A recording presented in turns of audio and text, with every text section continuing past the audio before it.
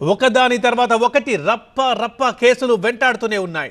చూస్తుంటే త్వరలోనే Posani కృష్ణమురళికి complete AP యాత్ర తప్పేలా లేదు.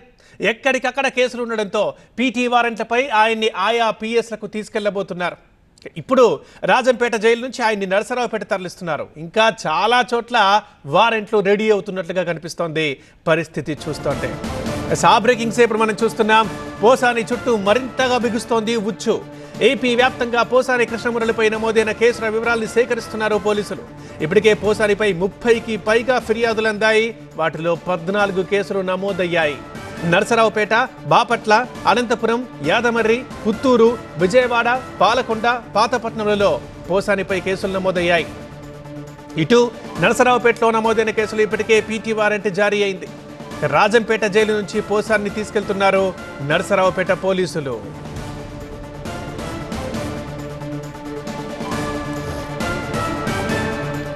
ఇక మా ప్రతినిధి వసంత్ మరింత సమాచారం అందిస్తారు లైవ్ లో. వసంత్, ప్రస్తుతం పోసాని ఎక్కడున్నారు? ఇవాళ నెక్స్ట్ ప్రొసీజర్ ఎలా ఉండబోతోంది?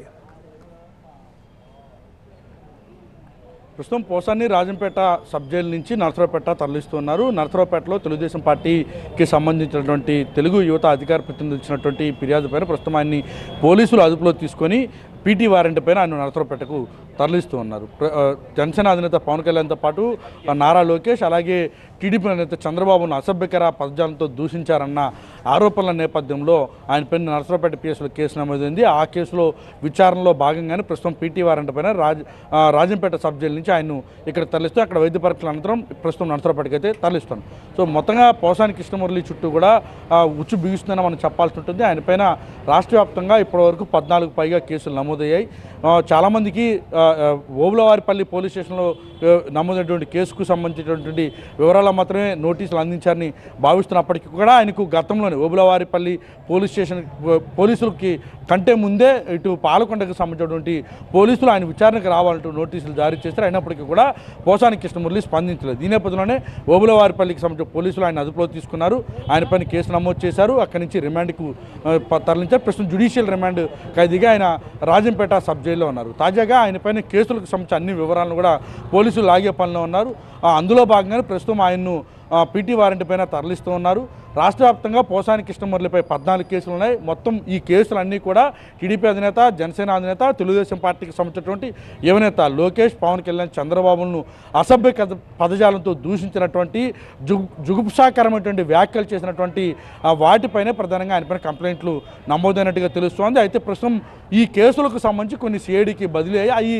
ఏ స్టేషన్ల పరిధిలో ఎక్కడెక్కడి నుంచి బదిలీ అయ్యాయి అనే సమాచారం లేనప్పటికీ కూడా ప్రస్తుతం ఈ కేసును కూడా చాలా సీరియస్గా తీసుకున్నారు. అధికారంలో ఉన్నటువంటి సందర్భంలో పోసాని చేసినటువంటి వ్యాఖ్యలు చాలా దారుణంగా ఉన్నాయి కాబట్టి ఈ కేసుల విషయంలో ఎట్టి పరిస్థితులు ఉపేక్షించకూడదన్న భావనలో కూడా ప్రభుత్వం ఉన్నట్టుగా తెలుస్తుంది. ఎందుకంటే సమాజంలోకి రాంగ్ సంకేతాలు పంపినట్టు అవుతుంది. ఇలాగే చూసి చూడనట్లు వ్యవహరిస్తే కనుక ఈ వ్యాఖ్యలను సమర్థించినట్లు అవుతుంది. కాబట్టి పోసాని వ్యవహారాన్ని సీరియస్గా తీసుకుని అందులో భాగంగానే పోలీసులు పోసాని ప్రస్తుతం అదుపులో తీసుకొని పీటీ వారెంట్ పై నరసరావుపేట తరలిస్తున్నారు. నరసరావుపేటలో ఆయన విచారించిన తర్వాత మళ్ళీ తిరిగి కోర్టులో ప్రవేశపెట్టేటటువంటి అవకాశం అయితే ఉంటుంది. అక్కడి నుంచి మళ్ళీ తరలించేటటువంటి అవకాశం ఉంటుంది. మిగతా స్టేషన్లకు సంబంధించి పోలీసులు కూడా పీటీ వారెంట్లు జారీ చేసి ఆయన్ని విచారణ కోరేటటువంటి అవకాశం అయితే ఉంటుంది. ఓకే వసంత్.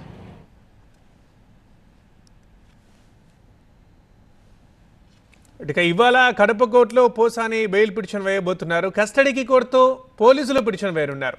అయితే రైల్వే కోడూరుకి మ్యాజిస్ట్రేట్ ట్రైనింగ్ పై వెళ్లడంతో ఇక కేసు విచారణ కడప కోర్టుకి బదిలీ అయింది. అది ఇక పోసాని చుట్టూ ఉచ్చు బిగుస్తోంది. ఖచ్చితంగా ఏపీ యాత్ర అంటే రాష్ట్రంలోని అన్ని ప్రదేశాల్లో మ్యాక్సిమం పోలీస్ స్టేషన్లో తిరిగే పరిస్థితి పోసానికి తప్పేలా లేదు. ఎందుకంటే అన్ని ఫిర్యాదులు అందాయి. అందులో ఇన్ని కేసులు నమోదవుతున్నాయి. దాదాపుగా 40కి పైగా ఫిర్యాదులు అంతే. 14 కేసులు ఇప్పటికే నమోదయ్యాయి కూడా పోసానిపై. విజయవాడ, పాలకొండ, పాతపట్నం ఇట్లా ఒక్క ఊరు కాదు. ఇక ఏపీ వ్యాప్తంగా ఎక్కడ చూసినా పోసానిపైనే 14 కేసులు నమోదయ్యాయి. 30కి పైగా కంప్లైంట్స్ వచ్చాయి. ఇంకా కేసులు నమోదయ్యే అవకాశం కూడా అందులో కనిపిస్తుంది. ప్రధానంగా గత 5 ఏళ్ల కాలంలో అండ్ మెయిన్గా ఎన్నికల ప్రచారం సమయంలో జనసేన అధినేత, టీడీపీ అధినేత, అదేవిధంగా ప్రస్తుతం మంత్రిగా ఉన్న లోకేష్ పై అసభ్య పదజాలంతో విరుచుకుపడ్డారు. ఆ మాటలు కుటుంబాల్ని, ముఖ్యంగా మహిళల్ని కూడా కించపరిచేటట్లుగా చేశారని చాలామంది ఫిర్యాదులు ఇచ్చారు. ప్రధానంగా ఆయా పార్టీల నేతలు. ఇక చంద్రబాబు, పవన్ కళ్యాణ్, లోకేష్పై పోసాని అసభ్య పదజాలంతో దూషించారంటూ టీడీపీ కార్యకర్త కిరణ్ అన్నారు. వ్యక్తిగత స్వేచ్ఛ ఇతరుల్ని ఇబ్బంది పెట్టేలా ఉండకూడదంటున్నారు కిరణ్. సినీ నటుడు పోసాని కృష్ణమురళి గారిని నసరావుపేట కోర్టుకు తీసుకొస్తారని మీడియా ద్వారా తెలిసింది. మేము గత సంవత్సరం 13వ తారీఖు 11వ నెల నవంబర్ నెలలో ఆయన మీద కంప్లైంట్ ఇవ్వడం జరిగింది. ఎందుకు ఇచ్చామంటే మా అధినేత రాష్ట్ర ముఖ్యమంత్రి నారా చంద్రబాబు నాయుడు గారి మీద, అలాగే పవన్ కళ్యాణ్ గారు ఉప ముఖ్యమంత్రి ఆయన మీద, అలాగే జాతీయ ప్రధాన కార్యదర్శి మంత్రి నారా లోకేష్ గారి మీద ఎప్పుడు చూసినా మరి పోసాని కృష్ణమురళి గారు అసభ్య పదజాలంతో, అవహేళనతో, ఎట్లా పడితే అట్లా బూతుల పురాణంతో వ్యక్తిగతంగా వాళ్ళని తిట్టడం అనేది జరుగుతూ ఉంది. ఈయనే కాదు, మేమైనా ఎవరైనా కానీ అధికారం ఉందని ఎప్పుడూ కూడా ఎదుటివారిని వ్యక్తిగతంగా, కుటుంబ సభ్యులను కానీ వ్యక్తిగతంగా తిట్టడం కానీ, వాళ్ళ మనోభావాలను వాళ్ళని బాధ పెట్టడం అనేది సమాజానికి మంచిది కాదు. అందరూ కూడా అధికారం ఉన్నప్పుడు తగ్గి ఉండాలి, ప్రజలకి, సమాజానికి. అది గుర్తుపెట్టుకోవాలని ఈ సందర్భంగా మీడియా ద్వారా కోరుకుంటున్నాను.